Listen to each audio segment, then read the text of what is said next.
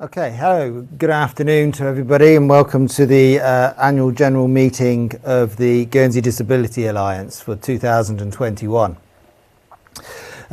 Just a couple of little bits of information for you to be aware of before we start. Because we are via a video link, there may be a small delay in questioning and answers as they come through.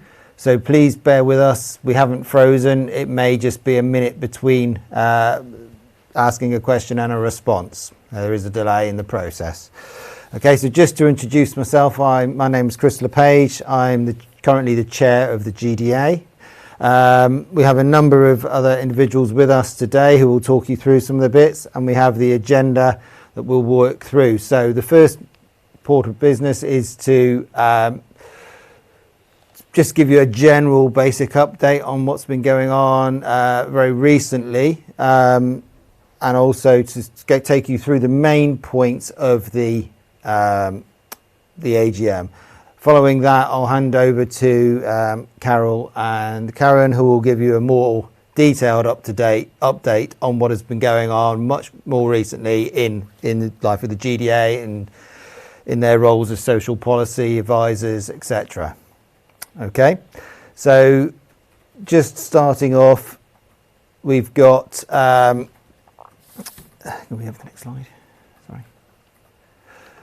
So we've got a few new members of the team to tell you about. So we've got Jane Wanacott and Tony DeCuca. So Jane will be joining us as secretary and director. And we have Tony, who's joining us as again as a director, but also as a treasurer. Phil Smith is joining us as a director as well. Phil has a history and background in accounting. And then we have Ewan. Ewan is acting as a co-optee and helping us with our communications and our just basically how we get the message out to the wider world about our cause. Okay. As a final note, I will be stepping down from acting as the chair over the next couple of months. We're hoping to find a new individual to take over as a chair. So if anybody is interested in this role or would be keen to, or knows of somebody else who may be a good individual to fit this role, please do come forward and let either Karen, Carol or myself know, and we can see about progressing that. Okay. As an additional point, a really key part of what the GDA stands for is having people who can really add the value on a day-to-day basis.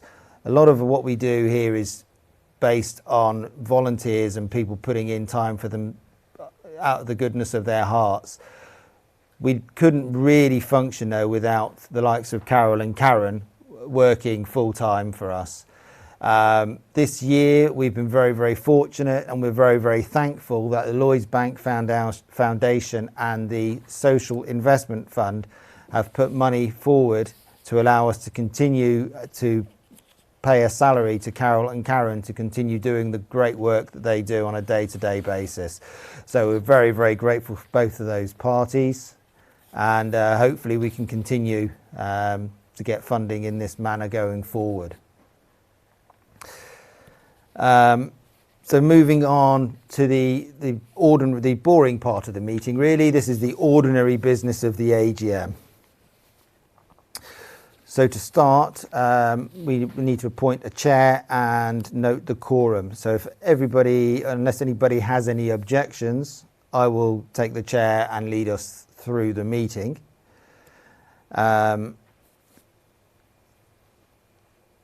We are quorate. We have had suitable number of proxy votes. Now, if people wish to vote, you can vote online. Each member has one vote. So please, if you do wish to say anything, if you wish to put a vote in, you can vote online.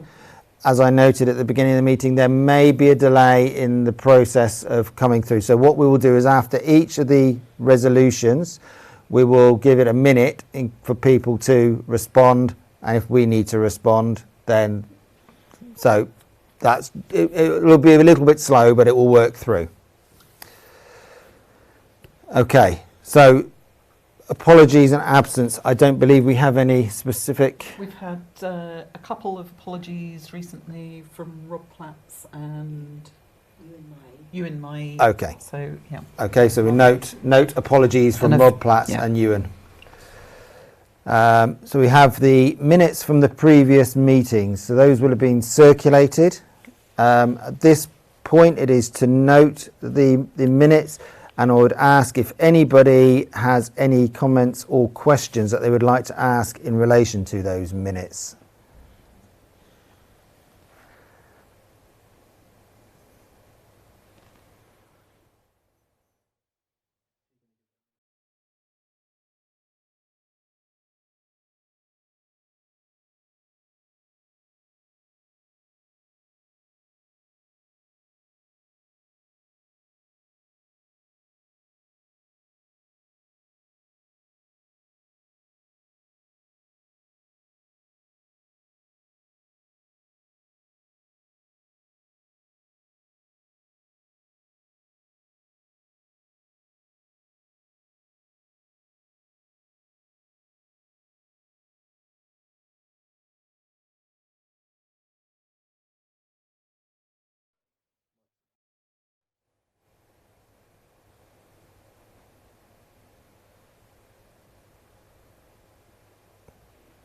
Okay, thank you. And on the basis we've had no comments, we'll take those as approved and read, and they can be signed following the meeting. Now, what we will do is we will take the next points together. So we have the re-election of Carol LePage, Rob Harnish as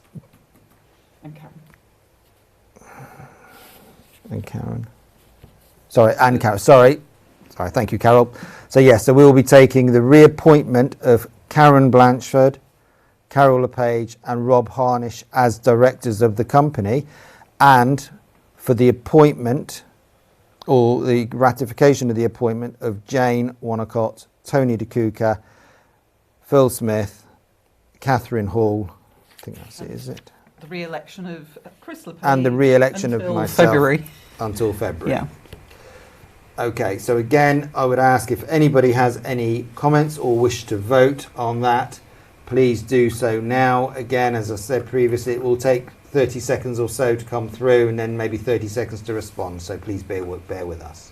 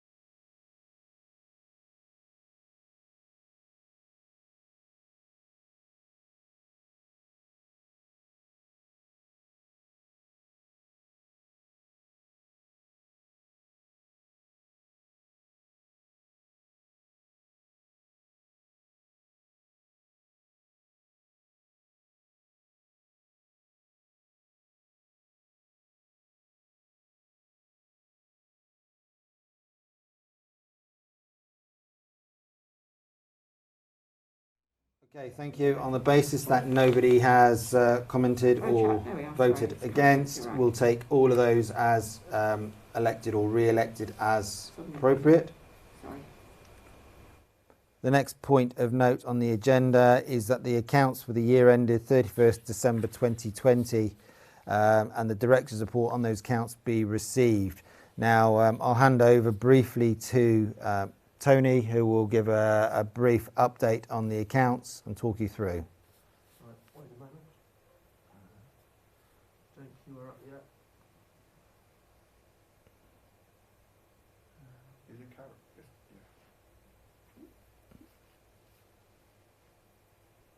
No.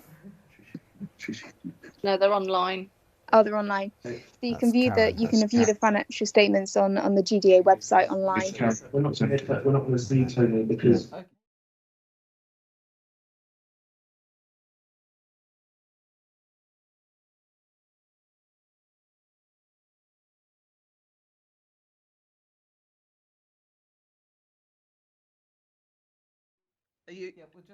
We're just technically getting everything prepared. Okay, Karen, I think we're ready for you to go ahead now. Thanks. So for anyone that views the accounts, you'll need to view them online on what you're on our website. Sorry, they're not part of the package. So Tony was going to give a very quick rundown, and if anyone has any questions, I will answer the questions because this is 2020 we're doing today, not 2021. Tony, did you want to give a highlight? Yeah, I'm not sure if my speaker's slightly delayed. I could hear myself just then, a few minutes delayed there. So on the first few pages 1 to 4 in the financial statements, you'll see that there's statutory information that wasn't previously displayed in the previous financial statements for April 2020. So I've put together quite a comprehensive list there of all the directors that are appointed and all the key information about the GDA, which you can browse through. But I suppose the most important thing is that we've moved, or we're proposing to move our financial year from 30th of April to the 31st of December. So that's what I prepared it for. But I was only appointed as treasurer in 2021, so I only have a very brief understanding of what happened during the year. So Karen's going to help me in answering any specific questions you have on a line-by-line basis.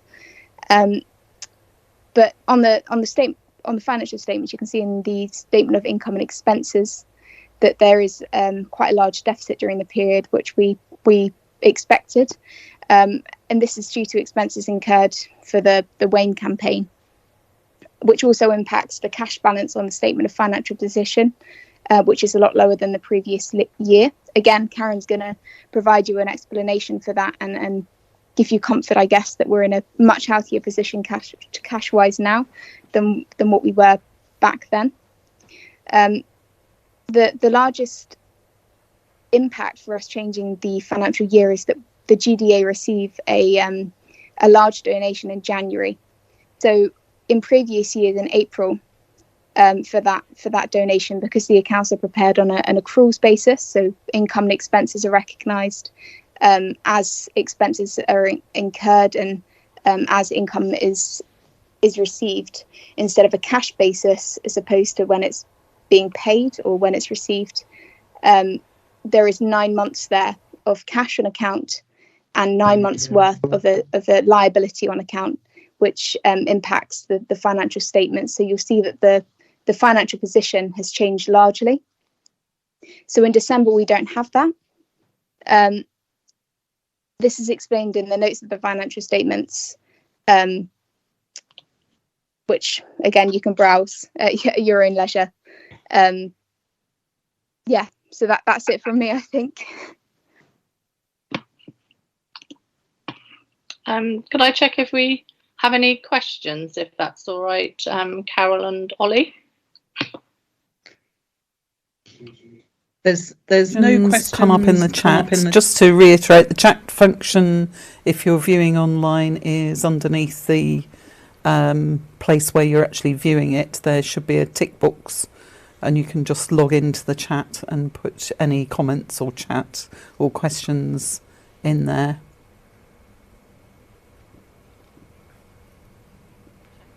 Just reconfirm and thank Lloyds and SIF and Pargita and all of the people that supported us in the Stay Connected project in 2020. So as we mentioned, because the accounts have changed, we're not showing all the income and the expenditure, but actually it matched quite beautifully, which was a miracle, because during the first lockdown we were all running around extremely busy trying to match donations to make sure the success of Stay Connected. So this is now passed to Health Connections, and that project is no longer with the GDA, but thank you again to everybody, and it was a whole community as well as grant programs that contributed to that big project. Thank you.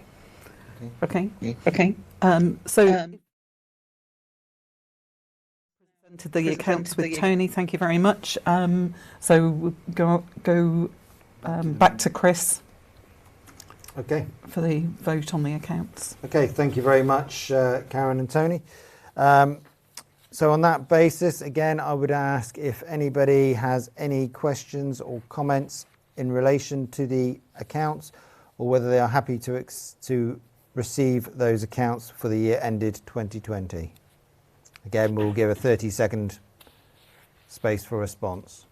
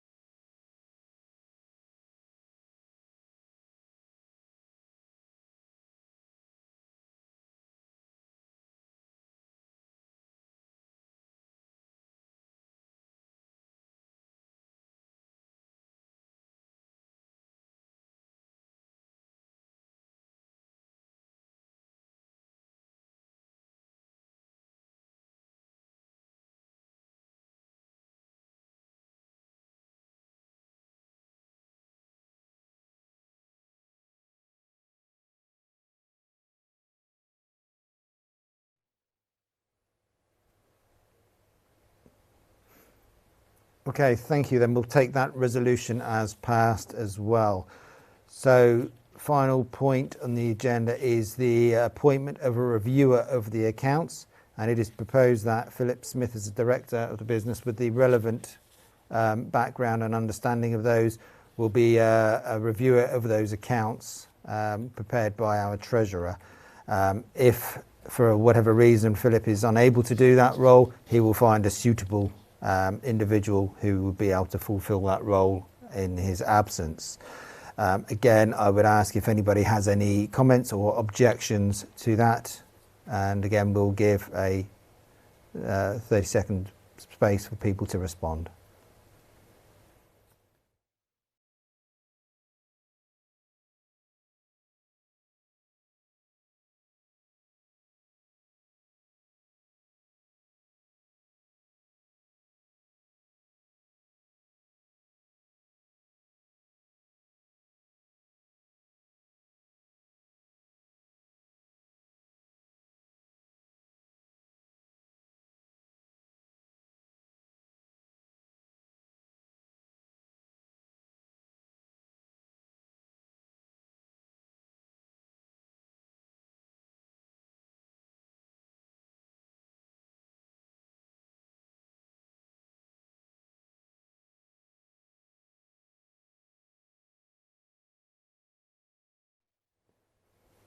Okay. Want to say AOB? We can Yeah, I'll do do it that. after the. Well, we need to do They can AIB put it now, in the- really, for the general. Yeah. Okay, and then for the final piece of business for the annual general meeting is purely to ask if there is any other business in relation to the matters discussed in the general meeting. Following this meeting, there will be a general update, and you can ask questions in relation to those other points of Karen and Carol afterwards. But if there is any questions or any other business that anybody would like to raise as part of the general meeting, please do so now. Again, we will give a 1 minute gap for people to raise their questions.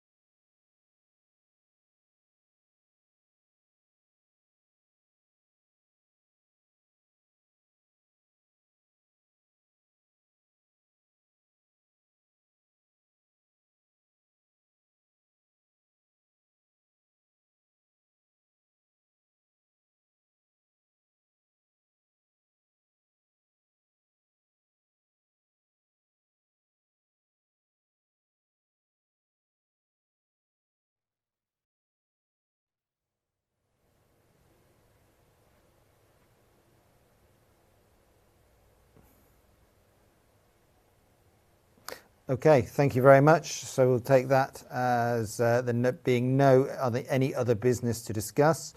The last item, just for noting, is that the next AGM date will be on the 16th of February at 7 p.m. This is, of course, depending on the situation around COVID and what we can and can't do.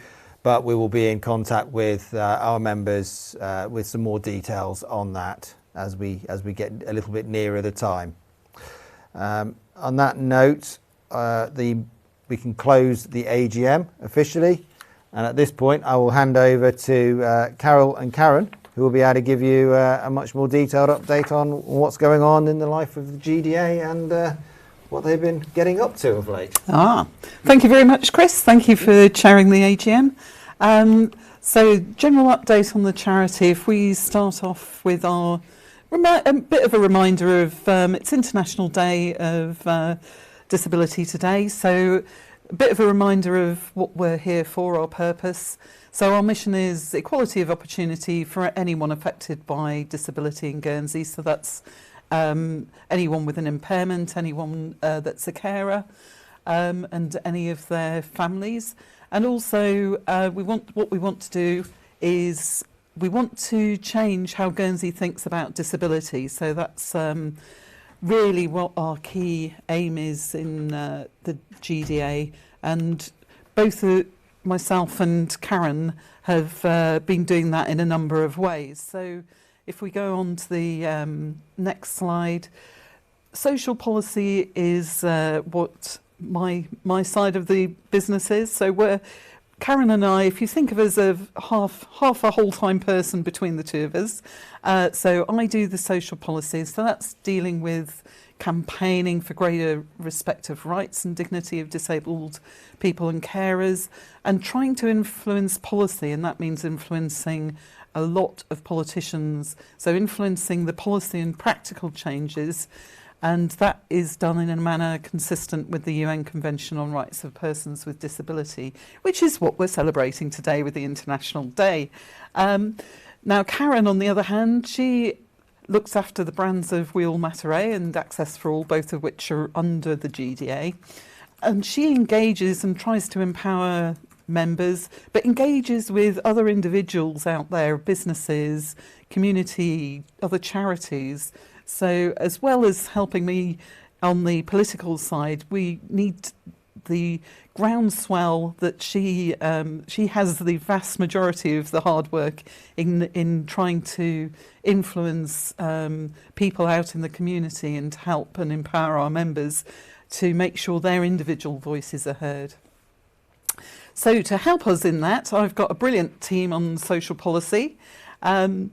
The team of co-optees is Rob Harnish, who looks after transport and represents transport for us, Catherine Hall, who's our education rep, and Mike Reed, who is such a brilliant rep. He's actually in the room as well, so I can embarrass him, for health, and also chairs a number of other charities in the health field, as well as cystic fibrosis and Creating Heal, which has campaigned relentlessly for the NICE TAs to be part of our available drugs in Guernsey. So moving forwards, what have we been up to this year? Well, Rob has been very busy trying to sort out the transport system, and we've started or we should say, all credit to Rob really on this, Rob Harnish. He's started a pilot in August doing an integrated transport with other charities, and it's working with Health Connections, with lots of other people that may have transport issues, getting people to events. So really looking at making sure it's a much more efficient problem solving, some of the problems that we all have in terms of transport. So, and looking at that in a broader context, so that we can use the important volunteer resources, the important resources of coordination in a much more effective way. So, and probably actually a lot greener, because fewer journeys, and more efficient vehicles that are well maintained mean it's going to be a greener way forward as well. Education has been quite amazing this year. Lots of things happening in education, but from our point of view as the GDA, one of the most important things was that the SEND review, which is Special Educational Needs and Disability Review, came back. This was a piece of work which was commissioned by the previous government, but has actually been completely endorsed by the current Education and Sports and Culture committee, and they've agreed with all of the review's findings. So that will be moving forward under Nick, who is now, he was the inclusion person for all schools. He's now the head of the whole of education. So we're really supported by Education, Sports and Culture in moving that forward. And during the budget debate even, there was a query, I think from Deputy Dyke, on whether SEND was and special educational needs coordinators were required in all schools, and the budget for that was questioned in the budget debate by him, and that has also all gone through. So there's money behind this. It's not just a review that will be left on a shelf somewhere. This is going to be worked on, and in the next few years there's some short-term goals, some medium and some longer-term goals, and we're really excited that will be coming through regardless of the secondary school model. It will be entrenched within all schools, and training's already started on that, so it's very exciting. The nice TAs is great as well. So that's something that Heal has been working on, and phase 1 has come in, but phase 2 is also going to be following soon, we hope. The first part is any drugs that were on the list that were available in the UK but not available in Guernsey, that didn't require any further resources, were now available in Guernsey, so that people weren't disadvantaged. Their doctors can prescribe them if they feel that's the best course of treatment for them, and so that's great. But there is more to come next next year, we hope. So this year, sticking with capacity legislation is very important in terms of people enabling being able to make decisions about what they want and about themselves, but also having a lasting power of attorney, so that if they aren't able to make decisions in future, if they've made a lasting power of attorney, that power of attorney will continue, and somebody that they've appointed will be able to make decisions on their behalf.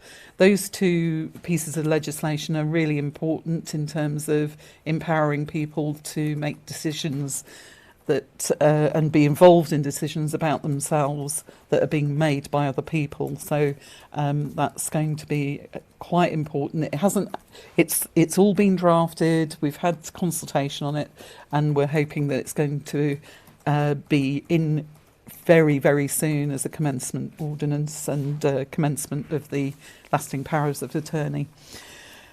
The biggie for us, of course, discrimination legislation. It's had a lot of work done on it by the drafters this year, and discrimination legislation has had 2 additional grounds added in November.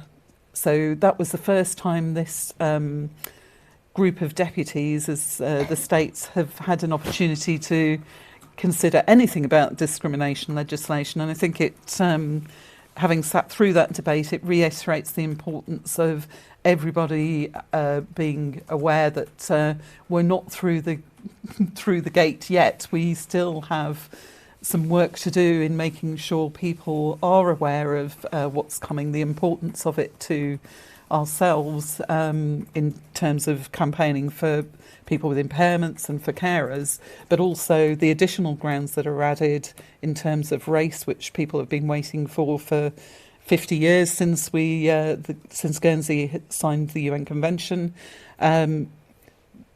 The additional grounds voted on in November were sexual orientation and religious belief, although they decided against including secular belief. So I think we need to be aware that there are some people in the States who may not be very keen on discrimination legislation, and we need to make sure that we keep the pressure up and that we're not through the gateposts yet. We haven't passed the winning posts. We need to, get going from the canter into the gallop as we bring this home in the next year. So if we move on, I can show you a bit about the future phases of the ordinance that is coming. This, if we get to the next slide is about the future phases of the ordinance. So we will be providing more information at our February meeting. I know it's a bit odd that we've got two AGMs very close to each other, but it's great in that it'll mean that we'll have loads more information in the spring, or I suppose that February is still winter, isn't it? So there will be more available at the meeting on the 16th of February, so please put that in your calendars. But we've already seen some movement. The drafting has been progressing apace, so we've been told that the disability, race, carer status, sexual orientation and religious belief, that has now been drafted, and that will be coming back to the States next year, with the view to that coming into force within the spring of 2023. So it's coming and it is around the corner, but we do need to keep that pressure on. The other grounds of age and sex discrimination ordinance and intersectionality, that'll be coming soon as well. And so this states will be the states that brings in the discrimination legislation. This is what we're hoping, and that's why we need to keep the pressure on the states to do that, because it is important that the whole lot comes in, because age discrimination, because there's a huge link between age and disability, you could be discriminated on age rather than the grounds of disability, and that until we're protected with all of the grounds, we will still be looking at that as a concern for us. So the bit that's moved to not in this States is equal pay for work of equal value, and because there's a delayed implementation of phase one in terms of the physical features of buildings, although if it's a new building, Part M of the building regulations will already have accessibility in place for new builds and substantial renovations. But for current buildings that are publicly accessible, that won't come in until 2027 or 2028. So that is some way off, but do not despair, because we are working hard to make sure that people are prepared for that and that it's in their plans, so that if they are doing work, they will be doing that before those dates actually come up. So the high-level implementation plan, obviously we've got a lot going on in terms of getting the drafting done, getting the preparation. There'll be some consultation, and certainly there'll be a lot of work with the politicians to try and make sure that they're happy in terms of what's being proposed, what's in the legislation. So within the next few months, there's a lot actually going on, and that's looking towards the end of 2022, spring of 23, to get that legislation in force. So we're really, really looking forward to all of that happening. Now, this is a good point as we move into the training and guidance is much more in Karen's field. So if you're there, Karen, and you can stick your mic on, I will love to hand over to you for the next few slides. Hi, thank you, Carol. Well, firstly, I'd just like to thank Chris LePage for being chair for the last 5 or 6 years. Chris has been with the GDA for the last 5 or 6 years. Chris has been a really, really strong, certainly sort of internal person to support us through what really has been a very difficult period. And I would like to add my personal thanks, and also the GDA, for all of his work. As I say, he's really given us a great foundation for moving forward. And as Chris mentioned, what's fantastic now is also the strength of our board. So welcome to everyone: Phil, Jane, Tony, Ewan, so many people joining the board and giving us just more experience. And calling out to anybody out there who feels that they want to take on a challenge, a new chair for the rest of this term, really looking for somebody to help govern us strategically, look forward, and keep Carol and I in check, basically. Moving on to our role, Carol's just mentioned as well, we're both part-time, which makes one full-time equivalent, and we do our very best to cover a very broad area. So Carol covering mostly the government, and me covering mostly businesses in the community, or I should say the community, which then breaks down into much larger sections. So businesses, third sector, also our membership. So quite a big remit for us, but really important one, going back to our mission. And our mission really is about equality of opportunity, and my side of that is to raise awareness, change attitudes. And I have to say that 2020 and 21, and I'm sure going into 22, has been very difficult for that, and especially locally. And that again has been quite affected as well by a change in government, as well as the way that we all interact. So I realised just briefly that, sorry, the dates on my slides are out. So 2020 was mostly around COVID, supporting our membership, and for me, stay connected. That year was also great because, as Carol mentioned, we had the debate and brought that through. And secondly, we welcome Carol to. Yeah, she'll do the raising awareness, which is. Really, really made a big difference having, Carol in the team, and I thank her and all our volunteers. So that was 2020. As I say, my slides are slightly out. I've just realised, I beg your pardon for the dates. Just briefly looking at 2021, what we really did was took the work that we did in 2020, which was around the legislation, and basically I spent a lot of time having coffees. So that varies from individuals, politicians, people affecting, maybe, for example, the Guernsey Party, GPEG, anybody that really has input into that process, or influencers. So a lot of time with G5, or not a lot of time, but certainly some great meetings with, ID Chamber, everybody that influences that.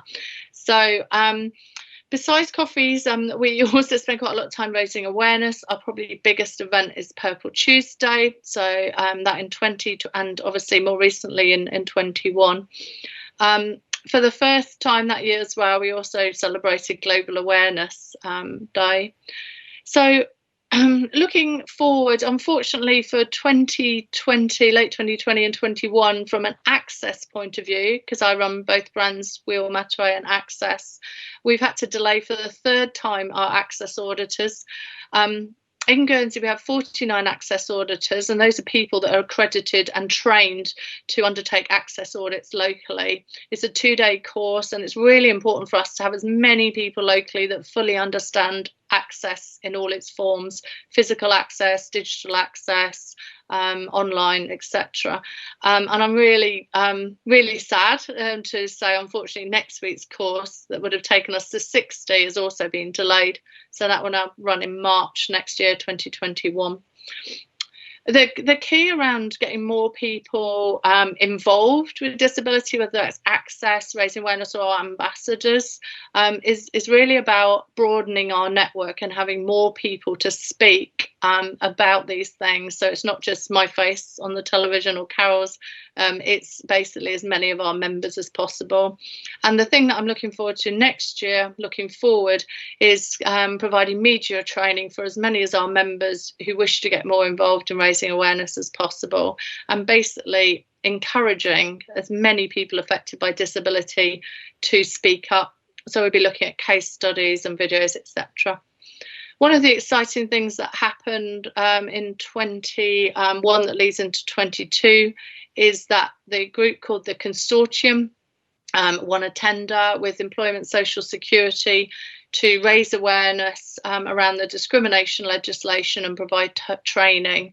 So we will be partnering with the key leads, which are Walkers and the Institute, supported by ourselves, Guernsey Employment Trust and Focus HR. It really is a phenomenal group, and I hope you'll be, keep an eye out for the opportunities for training that will be presented next year.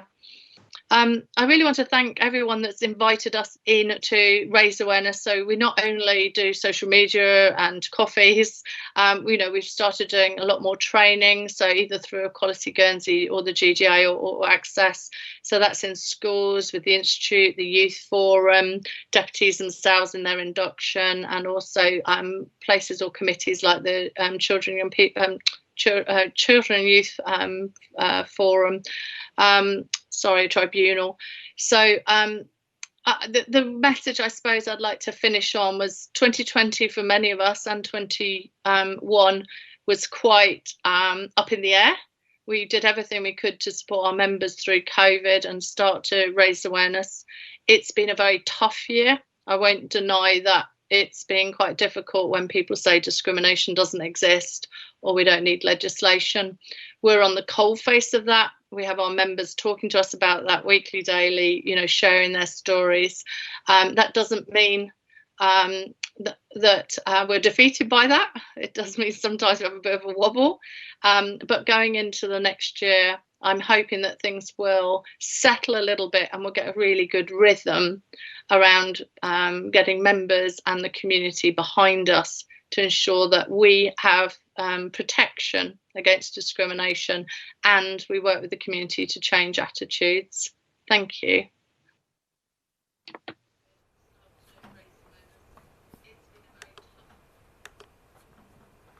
Thank you, Karen there.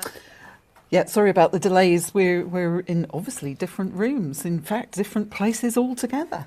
So that's amazing work by Karen, and thanks for her input and support. And sorry for everybody that hasn't been able to be trained, but it does give the opportunity to contact Karen if you want to be trained as an access auditor. We will be doing more courses next year, so that will be brilliant. So we're wrapping up now. So if there's anybody that has any other business, if you could please put it in the comments, and I'll just give you a couple of minutes to do that while I'm saying thank you very much to everybody.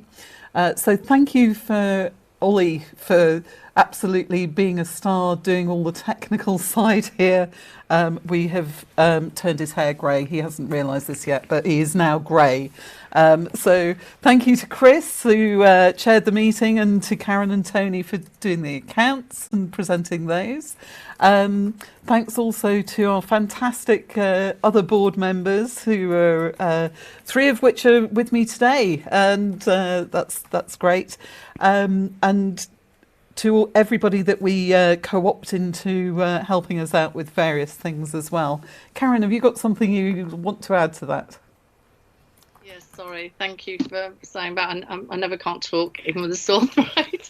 The one thing that has really changed 2020, 21 and into next year is our funding. And I know Chris acknowledged that, but I would like to, as along with Carol as well, I'm sure, thank Lloyd's Bank Foundation for Carol sponsorship and Social Investment Fund for mine. Without that, we couldn't be here today, or we'd be very, very limited. We've also had some amazing funders through Success Connect and other areas of our work, some of which will stay anonymous. But without their support, we couldn't be here. So I just really wanted to finish with a very big thank you. And the key reason it's nice to finish with that is because it gives us some sustainability for the next 1 or 2 years. Thank you. And I can only reiterate what Karen has just said in thanking both SIF and Lloyd's, and it's amazing to have that security of support through the GDA, for the GDA to undertake its work for this political term. As I said, it should be a really exciting political term with much more coming in the next 2 years. Now, I don't think we have any other business has been raised, so if everybody is happy, I'd just like to wish you all very Merry Christmas. I know it's December now, so a very happy International Day for Persons with Disability, and a very prosperous and healthy new year. And thank you all for joining us wherever you are. Thank you very much.